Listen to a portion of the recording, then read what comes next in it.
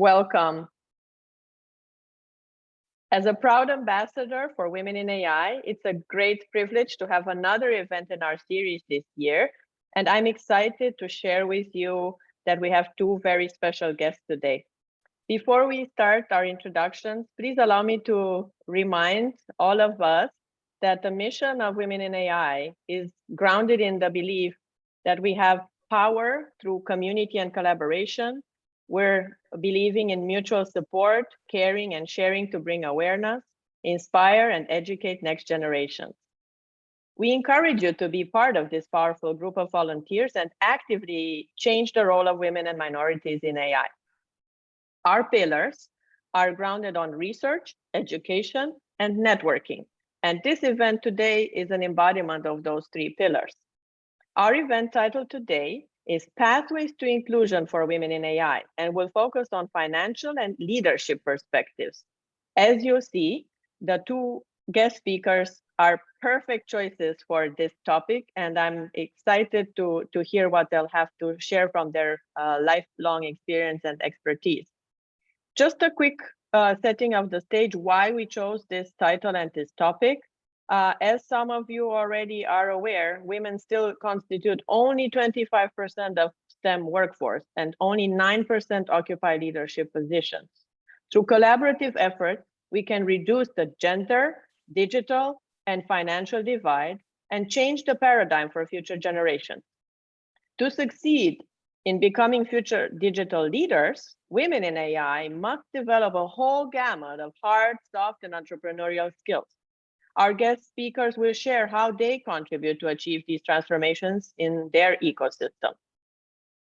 We hope that our attendees today will find the session rewarding and valuable, and either learn or deepen their understanding about several pathways that facilitate and accelerate inclusion efforts. Our session will highlight the latest trends in the global workforce, the skills required for women to be successful in the digital era, as well as the impact of financial inclusion and leadership expertise for women in AI to become successful in this global digital economy. Now, please allow me to briefly introduce our guest speakers. First, Linda, welcome. It's a pleasure to have you here. Thank you so much for inviting me, Ingrid. It's an honor to be with this group. Thank you. And Linda is the CEO and founder of LeadHERship Global. She's a keynote speaker, best-selling author, and board advisor. She's a multi-award-winning leader, speaker, author, university professor dedicated to amplifying and extending the success of other high-caliber business leaders. She's also the leader of a community of unstoppable women enhancing their leadership blueprint and embracing their power to be the best version of themselves in work and life.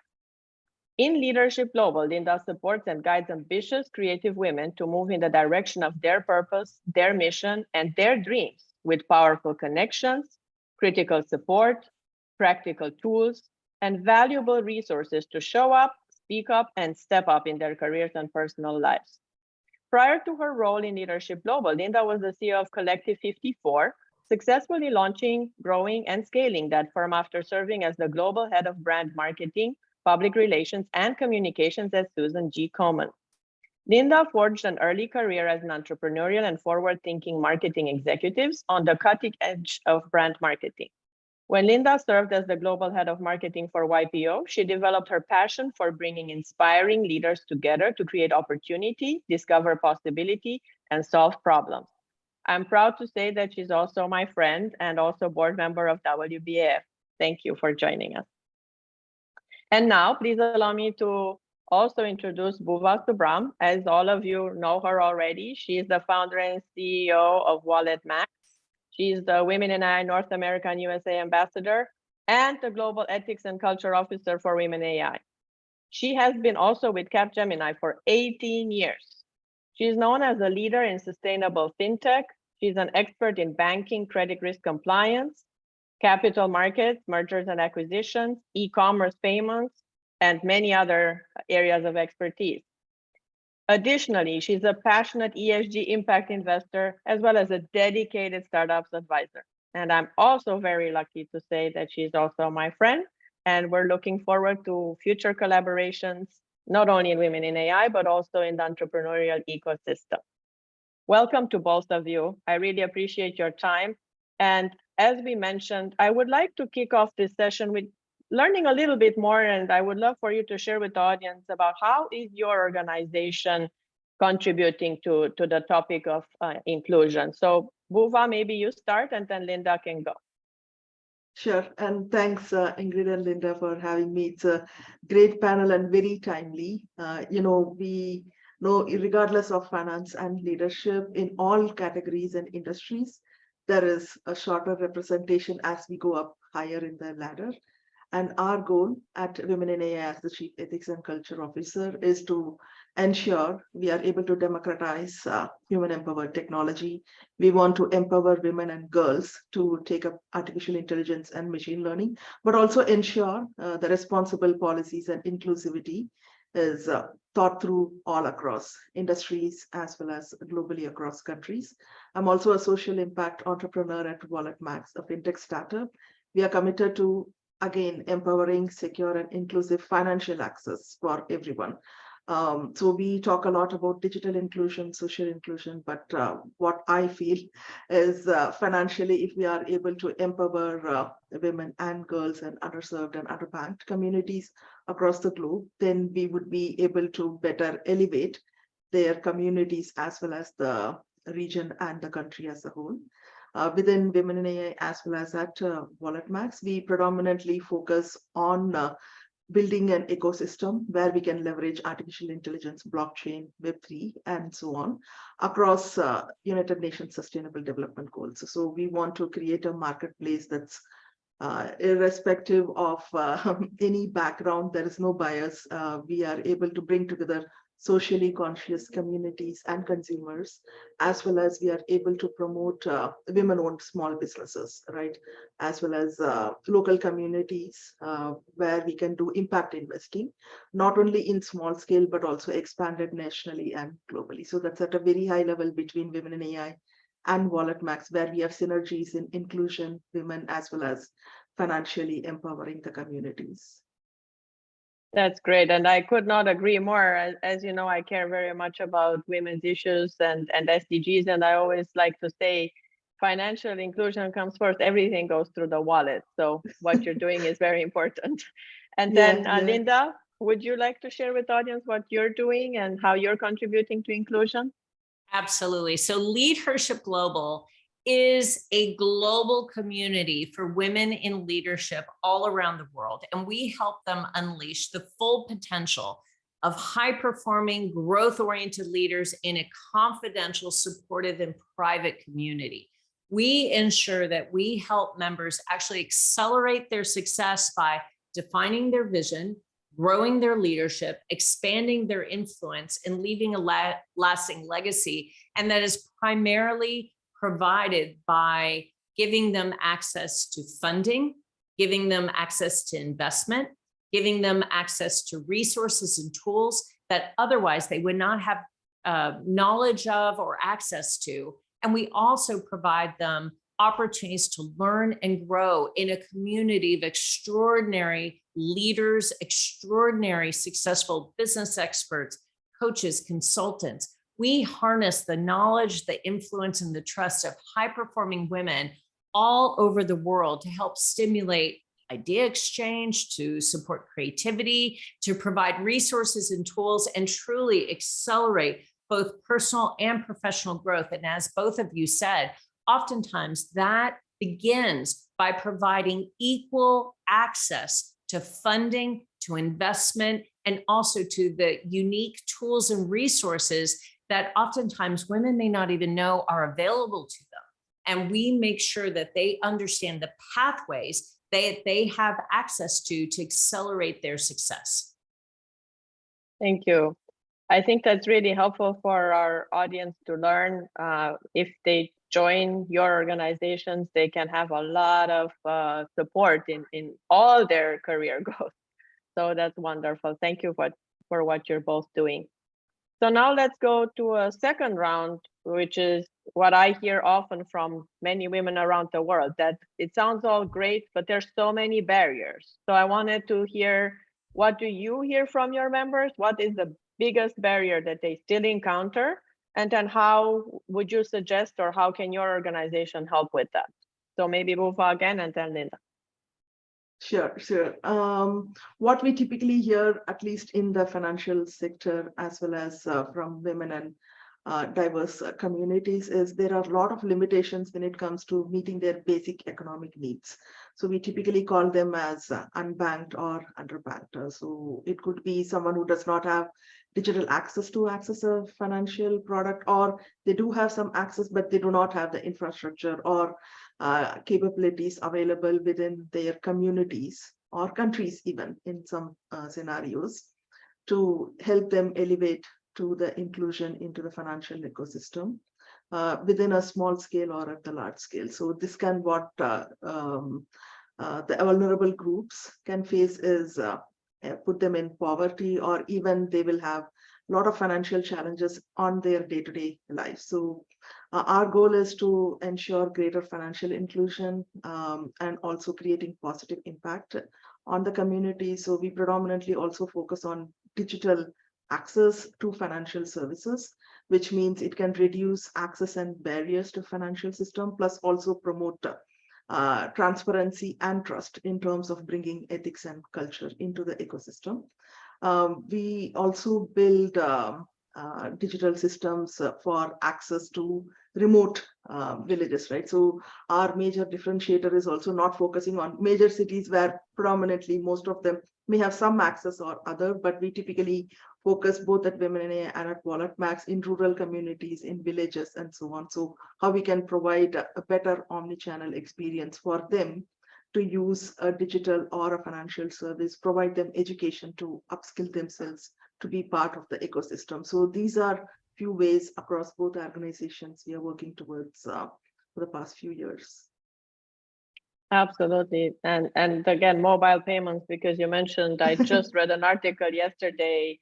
It's considered one of the transformative, most disruptive changes over the next decade, because it will really provide everyone access to something that before was unattainable. And also with the transition with Web 3.0 coming over the next decade or quarter century, I think even more we can help women gain access to finance.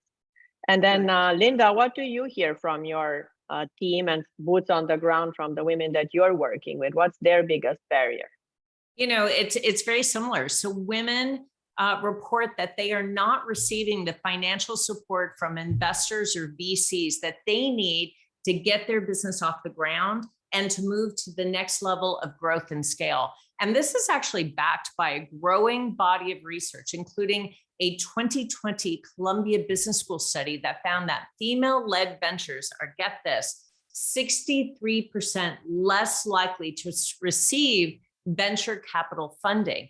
And this is in spite of the fact that when female-led ventures do receive funding, they're just as likely to achieve exit outcomes through IPOs or acquisitions as male-led ventures. So just last year, investors poured $136 billion into startups and small businesses, yet women-led businesses captured just under 3% of those funds. And they're on track to fare even worse this year. And that's according to data by the consulting firm PitchBook. So not only are investment firms and VC firms experiencing some level of either knowing bias or unknowing bias, but we're also seeing that loan approval rates for female entrepreneurs is more than 20% less than it is for men.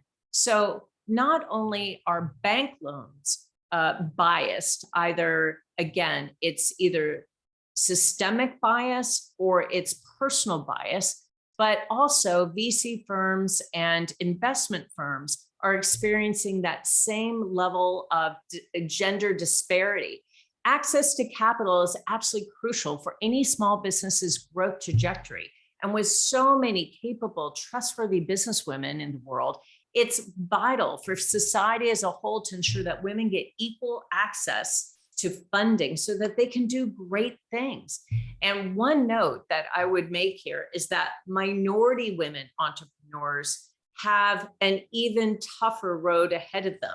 The issues are further exacerbated. So get this, Black women own 1.5 million businesses in the United States that generate about $44 billion per year. But Black female business owners only obtain 0.2% of venture capital investment dollars. So again, both unintentional and intentional discrimination seems to be limiting access that women entrepreneurs have to funding, whether that is bank loans or whether that's venture capital. And so it's clear to me that a greater push needs to be made to break down barriers. Investors, lenders, and other financial firms need greater education on the potential of women to improve the business world. So what you're both highlighting is that within the ecosystem, women have a divide at both ends of the spectrum. The upper echelon that's focused on investments and scaling their business, but also women like Bhuva described that are struggling with their basic needs. So it doesn't look good in the ecosystem, and we must change that.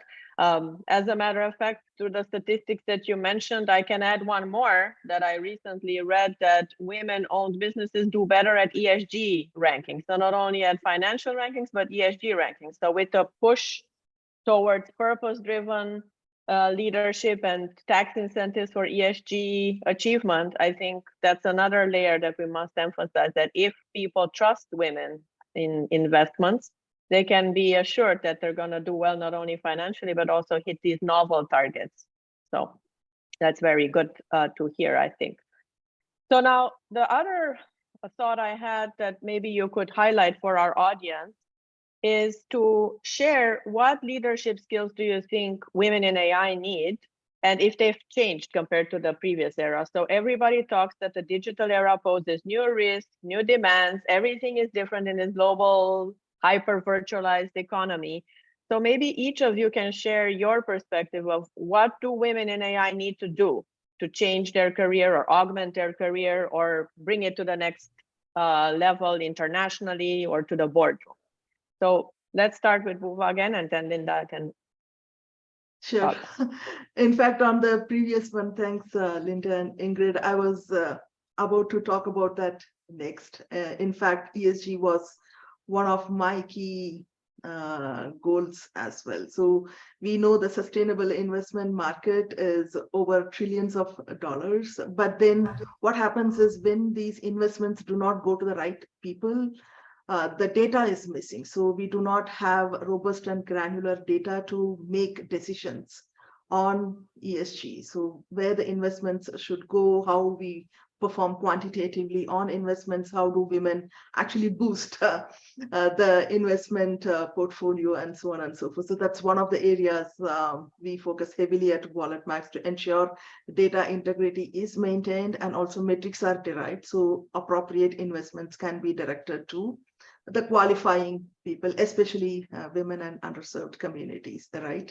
And also at Women in AI, this ties very well together with several programs we run.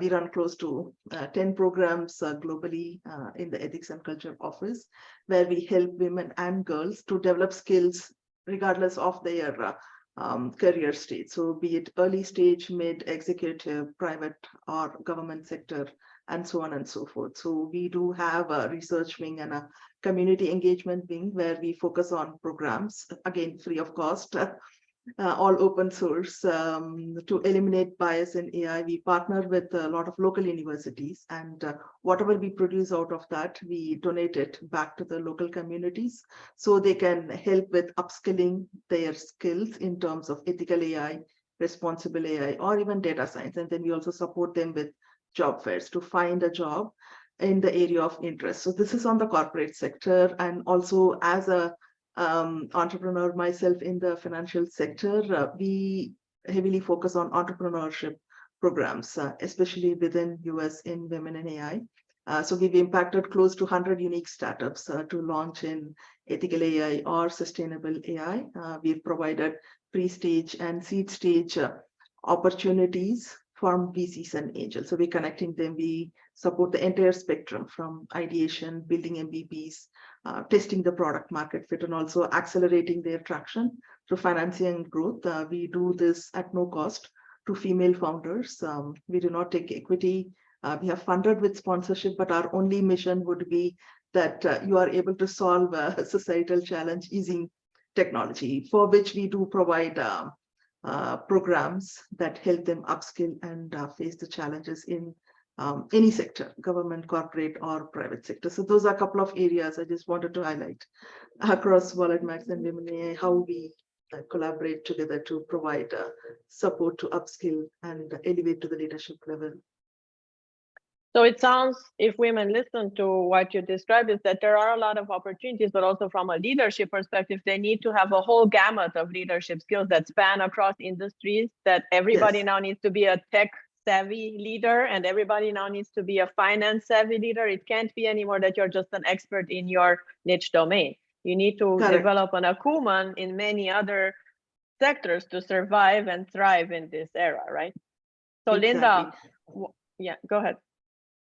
No. So yeah, transferable skills. So you learn, upskill, and transfer across industries, but not just technology is sufficient to elevate to the next level. Exactly. And Linda, what do you see as the key skills that are required in terms of leadership for women in this digital era, and specifically women in AI? Yeah, I love what you both noted, that there are now, I think, an increased expectation and demand for women to be fully sort of skilled in issues dealing with AI, issues dealing with technology, even Web 3.0. It's important that women gain the skills, gain the necessary knowledge and expertise to be able to move in those worlds very capably, competently, and confidently. But I also think it's important to note that women have been proven to hold a key advantage in very key relationship-based skills, soft skills. In fact, a study by a global consulting firm, the Hay Group, found that women outperform men in 11 out of 12 key emotional intelligence competencies.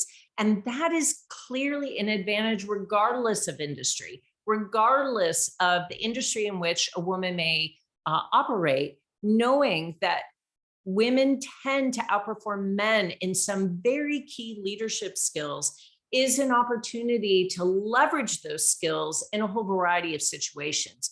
In fact, the Hay Group found that women leaders tend to slightly outperform men in emotional intelligence, which includes anything, any ability pertaining to the way that you approach others or handle your professional life. And women tend to excel. And I will tell you that we know now, especially after 2.5 years of COVID, that empathy wins in a crisis. And the difference in leadership between the genders grows larger during any sort of crisis. Female leaders express more awareness of fears that their team members might be feeling. They express more concern for the well-being of others, and they express more confidence in their plans. So included in our overall discussion about skill sets and leadership traits, I think it's important to note that there are some essential leadership capabilities that are common to most women, like professionalism. That includes self-motivation, work ethic, resilience, the ability to network and network effectively, idea of being able to create collaborative relationships, and also communication, both oral and written. It was found that women tend to excel over men in both oral and written communication, and also in critical thinking. So women have unique leadership capabilities that position them well to thrive in a rapidly evolving global workplace, especially when that global workplace is experiencing the kind of transformation that Bhuva just spoke about. But I will tell you, regardless of industry, it is clear that there are some unique leadership advantages that women offer, and it's been proven in research over and over. Empathy, humility, and self-knowledge are keys to excelling in leadership. And those tend to be traits that women naturally excel at. And I will also just note that, there are incredible competencies and behaviors that are required in leadership, regardless of the gender, such as having authentic communication and leadership style, navigating through discomfort and imposter syndrome, giving and receiving actionable feedback, setting and asserting boundaries, negotiating on behalf of yourself and others, developing teams, developing champions, navigating through real as well as potential conflict, cultivating executive level presence, polishing your presentation skills, calling people to take action, and of course, fostering work-life integration. And these are all areas that I think are important for both men and women. But as I noted, some of these unique leadership skills are incredibly accessible to women. And so when you think about this idea of impactful leadership, I think essentially it's all about making long-lasting, positive, and meaningful contributions to organizations and communities in the lives of people. And you have to combine both your heart and your head to lead and to achieve sustainable goals that build lasting impact. And you have to generously and genuinely influence people to believe, trust, and join you in your mission. And I think that both of you ladies exemplify that beautifully, but that's also a place where I think women have the opportunity to really excel. Thank you. I think you too, Linda. You're a great role model for many, many women out there.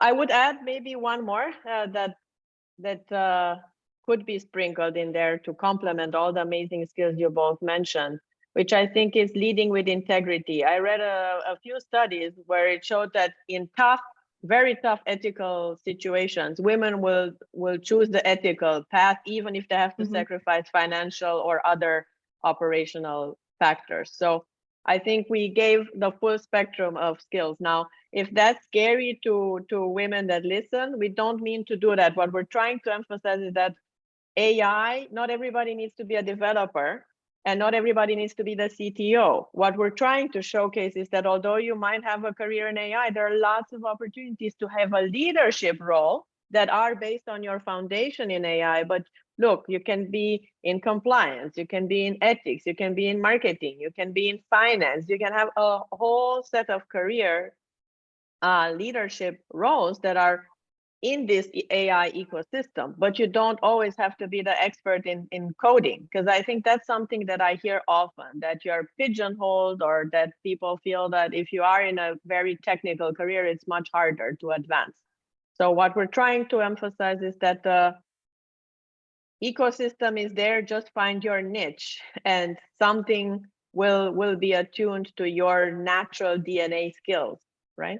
I think you both also highlighted that what used to be considered a weakness for women now is the skill of the future. In a McKinsey study, I was looking at and compared in the 90s or early 20s, things that they say in 2030 will be the skills of the future, and the skills that in the digital era will be the ones that help you attain competitive advantage.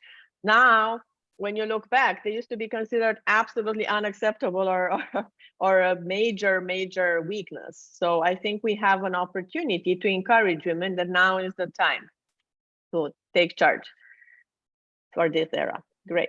So we're coming to an end, but I wanted to ask one more round of questions if we can, and ask you both in a quick lightning round to share what you think will be the trend for the future. If you had to pick one trend for women in AI to pay attention to, what would that be?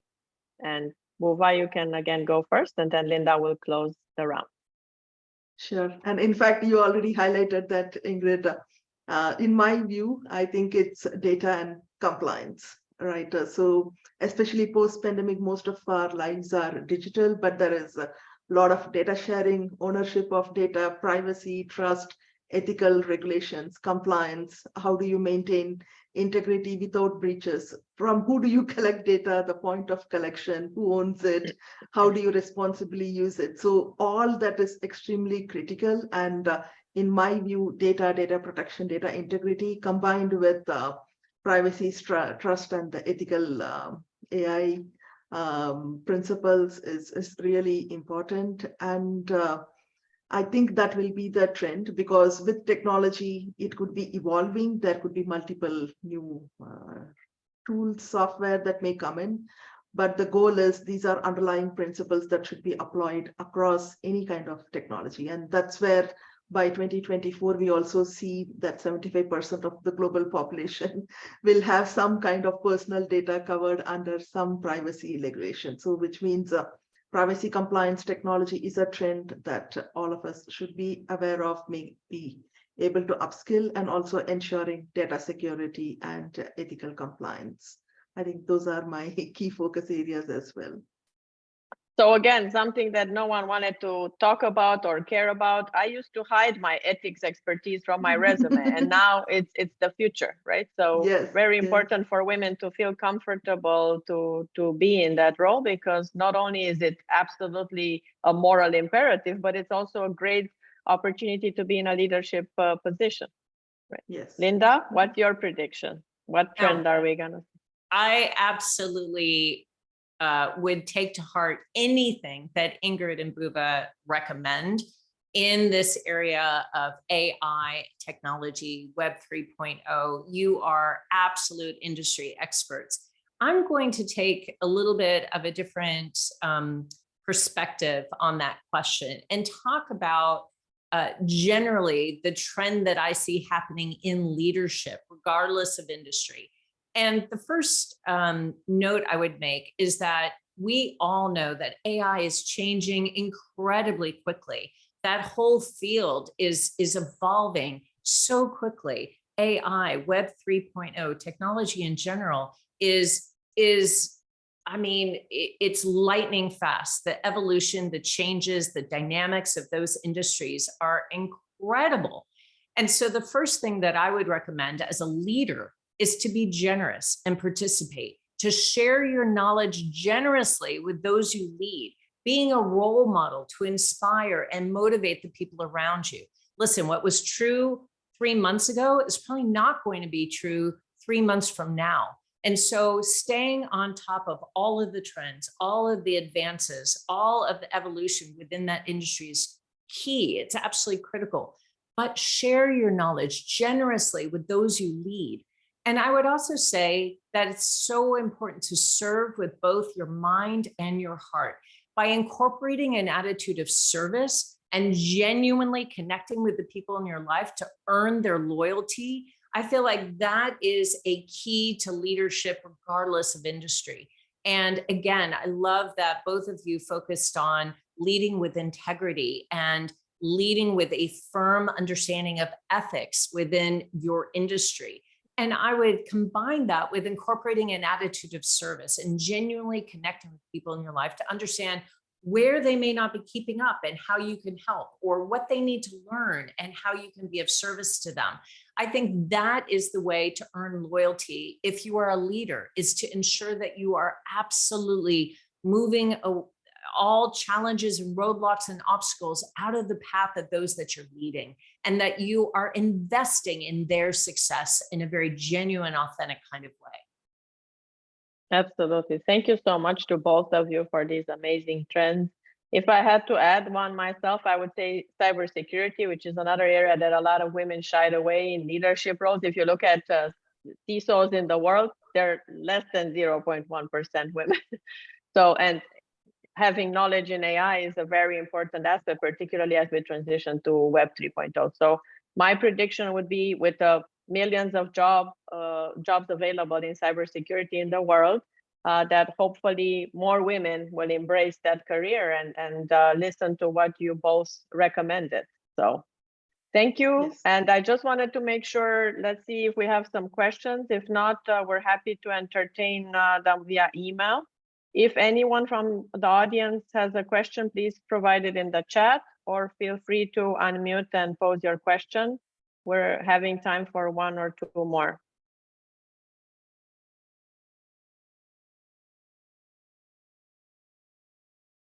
I got one privately here. So if both of you would like to comment, how can women position themselves for the metaverse? we heard that AI is very important for the metaverse, and every day you hear a big consulting firm or social media saying about opportunities in the metaverse. So how can women leverage their AI skills to transition in this new era? So, Bhuva? I mean, it's very, very coincidental. Just this morning at Women in AI, we launched our Metaverse Hub. So we have a dedicated Metaverse Hub that's globally available. So you'll be able to meet organizations that provide artificial intelligence, machine learning services and support in terms of either you want to learn or career or any other aspect of life. It's so coincidental that it happened today. So if anyone is interested, please do ping me. We can chat about it more and we can show how it works. But in terms of skill set itself, we heavily rely on AI, Web3, blockchain technologies for definitely real-time assessments, as well as personalized predictions, recommendations. Plus, more importantly, metaverse need not be only in the Metaverse Hub. It can also connect to other Web3 interfaces. So there is a lot of scope in building AI, Web3, and blockchain together in the Metaverse Hub. So please do ping me. I'm happy to talk more about the Women in AI Metaverse Hub we launched this morning. Wow, I'm excited too. I wanna see that, and I wanna be part of it. So also, we have one for Linda. So can you comment a little bit, particularly with the emphasis on inclusion and diversity and your expertise in marketing? How can novel marketing techniques capture and leverage and augment our efforts in inclusion? And so leadership that has inclusion and diversity in mind. I will tell you that we are seeing incredible advances in Web 3.0, where literally communities that are dynamic and evolving and changing are coming together globally. So there's a community in Web 3.0 called Women of the World. And Women of the World is this absolutely incredible sort of community and marketplace for women all over the world. And it breaks down geographical barriers. It breaks down any kind of hierarchical barriers. It breaks down any kind of time zone issues. And it allows women to come together in a very sort of equanimous kind of way. So there is this incredible sense of equity, this incredible sense of diversity and inclusion within Web3 communities like Women of the World. And I would really suggest that if someone is interested in understanding what Web 3.0 is all about and how to leverage it and how to maximize those opportunities, I find that what I've tended to do is get to know experts in that area that spend every day, all day, learning and evolving those communities, those platforms, those areas of Web 3.0 that I want to know more about. And there are so many experts within this arena that make their knowledge incredibly accessible. They teach, they train, they coach. They are very, very open to helping men and women really leverage Web 3.0. And I recently heard from one of those experts who said that they believe that women were left out of Web 2.0, that women were very disadvantaged and slow adopters to Web 2.0. And so she is made it her mission, her purpose, her passion to ensure that women understand the dynamics of Web 3.0 and the fortunes that will be created in this new platform, this new sort of digitally based universe, that women are able to capture their fair share of identity, revenue, commerce, visibility, and that they're able to raise their profile and extend their influence through Web 3.0. So if you are a woman who maybe doesn't feel all that confident or competent in Web 3.0, the good news is there are literally an entire army of experts that are growing and developing those communities, those platforms, those revenue streams, and they make their knowledge incredibly accessible. So I would say it takes no more than a Google search to understand who is at the forefront of thinking about 3.0 and literally connecting with them is as easy as a LinkedIn message. I have a better one than the Google search. Our next event will be on the role of AI in Web 3.0. I already got the idea right now. So Perfect. that's what we're gonna, so we're gonna Perfect. invite, we know a few top Yes. women leaders in this era, and we're gonna focus on how AI can leverage and help women succeed in Web 3.0. So see how we get great ideas. Thank you to all. We really appreciate it. It was phenomenal to hear both of your perspectives. I like the way you complement each other, and I hope our audience had a great experience as well. Thank you, and looking forward to our next session. Sure. Thank Thanks you, a lot, Ingrid. Thank you, everyone. Thanks, Linda. Bye-bye.